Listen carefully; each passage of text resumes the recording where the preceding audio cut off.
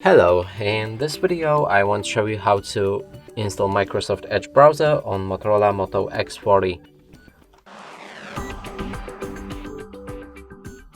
To do this, first we'll need to open a Google Play Store and here in the search find Microsoft Edge, then click on the install.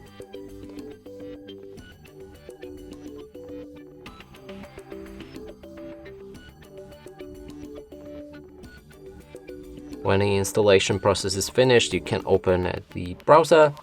Now sign in to turn on synchronization. You can do it later.